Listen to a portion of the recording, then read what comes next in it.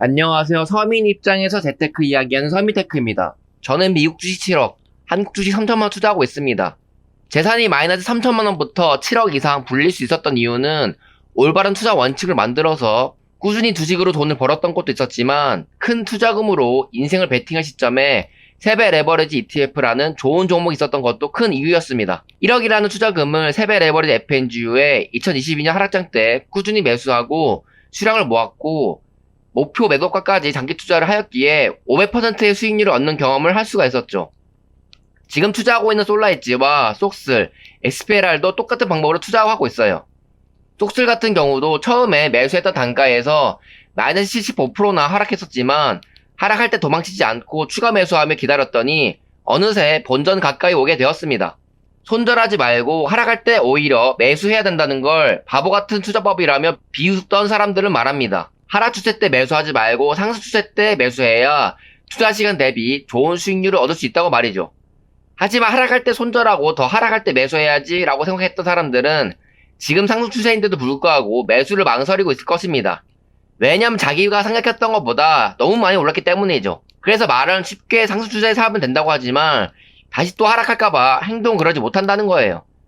그들이 말하는 상승 추세라고 느낄 때는 아마 전고점을 뚫고 주가가 많이 상승할 때일 것입니다. 그러다 또 고점에 물려 손절하겠죠. 전 지금이라도 매수하기 나쁘지 않다고 봅니다. 아직 전고점까지는 상승 여력이 많이 남기 때문이죠. 나스닥이 하락했다가 다시 상승해서 거의 다시 원상태로 거의 돌아왔으나 남들은 돈 벌 때 저의 수익률은 아직 플러스가 되지 않아서 아쉽다고 생각할 수가 있습니다. 하지만 기존보다 평단이 낮아지고 수량이 많아졌기 때문에 처음부터 매도하려고 했던 목표 매도가까지 상승해주면 처음보다 훨씬 더 큰 수익을 얻을 수가 있어서 지금 당장 수익 못 냈다고 아쉽다는 생각은 안 듭니다. 속슬은 전고점 70달러 그 부분까지 충분히 갈 수 있다고 봐요. 하지만 저는 속슬을 투자한 목적이 양도세 내기 위함이기 때문에 하반기까지 계좌 수익률 플러스라면 전고점까지 상승해주지 못했다고 하더라도 매도할 것 같긴 합니다. 만약 제가 FNGU에 큰 돈을 넣어 인생 베팅한 것처럼 속슬 투자를 그렇게 하고 계시는 거라면 전고점까지 두고 가시길 바래요. 속슬은 전고점을 뚫고 우상향하는 자산이기 때문에 시간만 지나면 전고점까지는 충분히 올라갈 수 있기 때문이죠. 누군가는 말합니다. 3배짜리 장기 투자를 하면 1배보다 높기 때문에 안 좋다고 말이죠. 그건 투자를 직접 안 해본 사람들이나 말하는 겁니다. 물론 높긴 높습니다. 지금 보면 1배짜리 XOXX는 하락 지지선까지 상승했는데 3배짜리 속슬은 그보다 20% 떨어진 지점까지밖에 못 올랐기 때문이죠. 현재까지는 3배 속슬이 1배 SOXX보다 20% 정도 녹아져 있다고 보면 되는 것이죠. 하지만 그건 단기적 관점에서만 그렇습니다. 제가 예전에 3배 FNGU와 1배 FNGS를 예를 들어 설명한 적이 있었는데 하락 후 전고점까지 돌아갈 때 걸리는 시간이 3배가 1배보다 한 달 정도 오래 걸리는 걸 알 수가 있어요.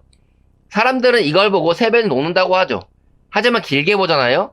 전고점 대비 1배는 100% 상승했고 3배는 400% 상승했습니다. 결국 미국 주식 3배는 장기 투자하면 1배보다 돈을 많이 벌 수 있다는 겁니다. 이건 어찌 보면 당연한 결과예요.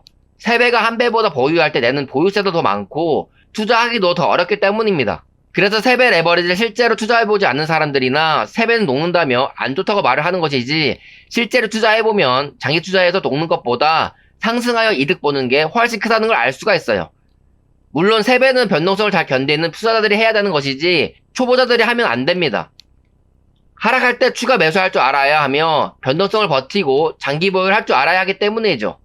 이번 관세 폭락뿐만 아니라 항상 하락장을 겪으면서 이제는 좀 깨달아야 합니다.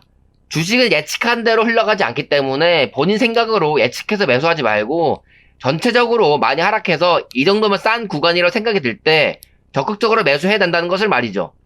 하락장을 여러 번 경험을 했음에도 불구하고 똑같은 행동을 하여 돈을 못 버는 투자자가 되지 마시고 그 경험을 바탕으로 개선되는 투자자가 되시길 바라면서 영상은 여기서 마치겠습니다. 감사합니다.